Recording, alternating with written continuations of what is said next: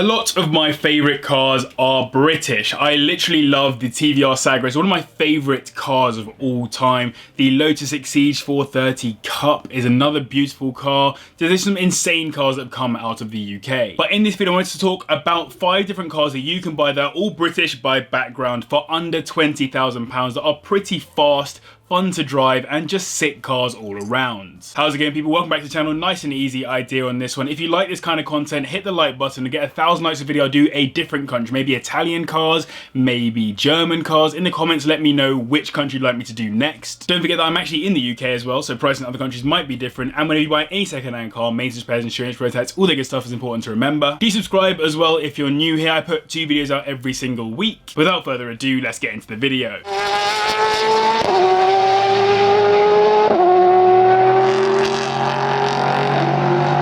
I mentioned the Lotus Elise in a recent video on cheap and fast pocket rockets, and that's because it is exactly what it is, with its 1.8 litre inline-4 Rover K-Series engine, which has 156 brake horsepower, taking it from 0 to 60 in 5.1 seconds, as long as the engine keeps running. And I say that because if you watch my previous videos, you'll know that the Rover K-Series block is well known for head gasket failure, particularly in cars where the engine isn't up front, as it doesn't get enough of the required air for cooling. The Elise sadly ended its production run in 2021 with the final edition being released, which is a real shame as this car has a great history. It was named after the granddaughter of Romano Artioli, who was the chairman of both Lotus and Bugatti when the original car was released back in 1996. And yes, you heard that right, Lotus and Bugatti, which is pretty mental. This is the Series 2 generation, which is far more modern and much safer than the first gen, as it came as a result of crash regulations here in Europe and was funded by General Motors, but more on that later. General Motors' investment enabled Lotus to build a new facility in their Hethel plant where the new Elise was built, coming in a very pretty spec as standard. The 111S is affordable within our price range and gets a VVC engine to increase power and responsiveness to try to match the car's exceptional handling. For me, the Lotus Elise is basically the next logical step up from the Mazda MX-5 in that it's a bit more powerful, much more exotic, and similarly amazing in its handling. So it's a perfect B-road weapon, helped by the fact it weighs just 860 kilograms. I would go for an Elise for a few main reasons. One, it would be good to get into Lotus ownership just because I think it's cool how committed Lotus fans are.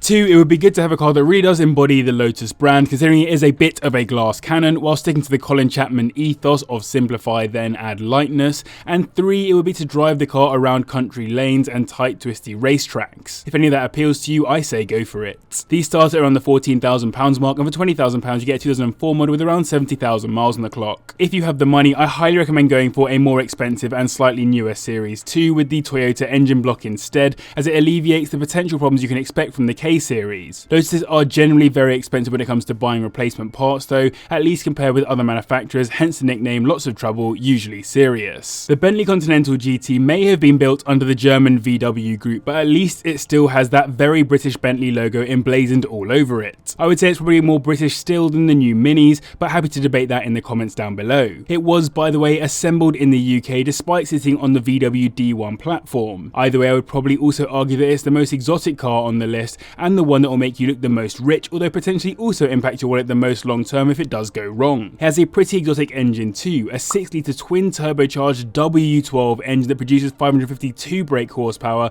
more than any other car on this list, taking it to 60 in 4.8 seconds, which is nuts considering it weighs just under 2,400 kilograms. The idea behind the Continental GT was that it would be a more affordable Bentley, catering to a wider market, and was actually not VW's idea. When Rolls-Royce owned the brand, they designed the Java concept car, which was supposed to serve that very purpose if it was ever released. This was the first car released by Bentley under VW's ownership, so it was important to them to make something that banged, and the initial reception was very positive, though it did quickly become known as a footballer's wives car here in the UK. Despite its status as the cheap Bentley, it still offers a solid level of luxury, and you can even upgrade with that with one of the packages like the Mulliner one. What's absolutely mental is that this car was over £160,000 when new, adjusted for inflation, so you're literally getting into a 6-figure car for less than the price of a new Ford Focus. These have been cheap forever at this point, and £14,000 a minute you'll find them listed for, with 20 grand being enough for a 2004 model with 50,000 miles on the clock. Repairs can destroy your bank account, but people are much harsher on reliability than they really need to be,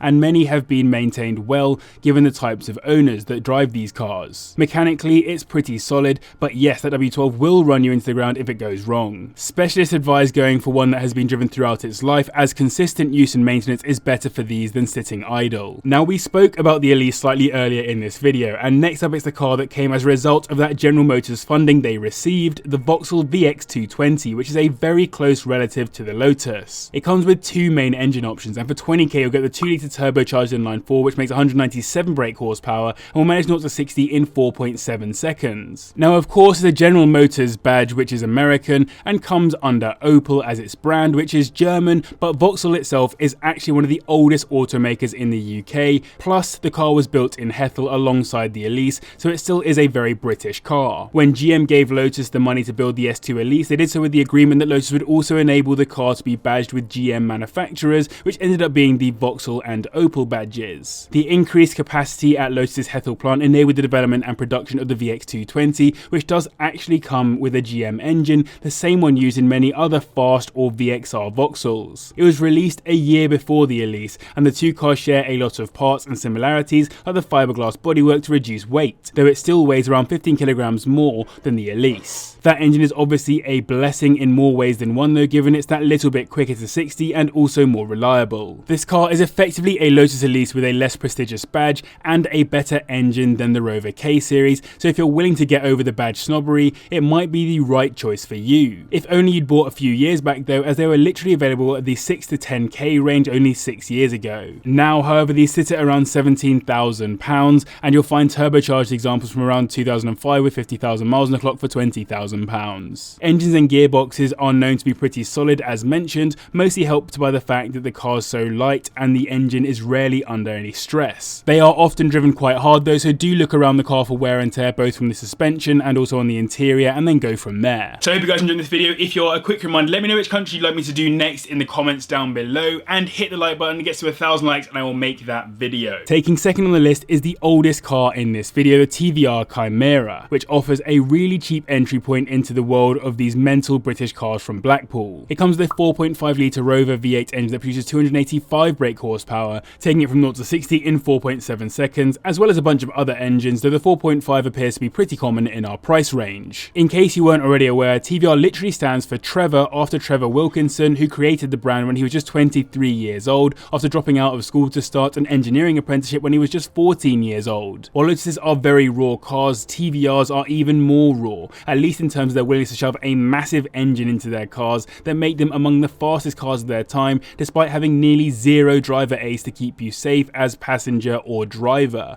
I'm pretty sure they'd drop seatbelts if they could. So as I said, the Chimaera gets you into that brand and ethos, though prices have been climbing over the past few years. They go for around £10,000 at the bottom end, and for £20,000 you get a 1999 example with around 30,000 miles on the clock, which is not bad, though of course running a TVR can be quite expensive given the bespoke parts used. It's built on the same chassis as the Griffith and shares the same engine, and is a 2-seater convertible. You can buy a hardtop roof for it if you're that way inclined from third-party providers. Compared to the Griffith, it is a more luxury Grand Tourer vibe, with the Griffith having stiffer suspension and more focus on being fast and handling well. For that reason, you do actually get some features you might not expect of a TVR, like air conditioning and power steering. The main things to worry about on these are build quality being poor, warped front wishbones, sketchy electrics, and cooling systems failing. Taking the top spot on this list, we have the X150 Jaguar XKR, which comes with a few engine options, but the one we'll focus on in this video is the 5-litre supercharged V8 that makes 502 brake horsepower and will manage 0 to 60 in 4.6 seconds. That engine has been used in a few JLR cars, and as an owner of a supercharged car myself, I can always vouch for how much fun and how great sounding superchargers really are, especially when attached to a 5-litre V8. The car is almost but not quite the most aggressive version of the XK, and it was designed by the famous Callum, who has been responsible for numerous great looking cars. I think the XKR is particularly reminiscent of some of Ian's Aston Martin designs, but that's just me, and the car was also inspired to some degree by the classic Jaguar E-Type in terms of its shape and some of the finer details like the front grille. It is of course a Grand Tourer as opposed to a specific sports car, hence the interior is slightly more luxurious, with a focus on being as comfortable as possible for longer journeys. If you're driving down to the south of France and taking some nice mountain roads on the way, while also picking up a bunch of motorway miles, this car is supposed to be able to do it all. This is helped by the 313 litres of boot space, which was of course designed to fit golf bags in, and you also benefit from having 2 rear seats in coupe examples that you could chuck travel bags on, though I wouldn't wish sitting in them on anyone, let's be real. You'll find these starting at around £17,000. Over £20,000 you get a 2009 model with around 70,000 miles on it. A major issue with owning one of these is how expensive they are to run, with road tax being £580 per year, which isn't very fun. Reliability is supposed to be pretty reasonable according to specialists, though repairs are expensive, and you should watch out for the infotainment giving up the ghost and the coolant pipes cracking below the supercharger. So I hope you guys enjoyed this video. If you did, please hit the like button. I would really appreciate it, as I said, and subscribe as well if you're new here. Massive thanks to the patrons always for their support, and to you guys as well for watching. I'll see you in the next one.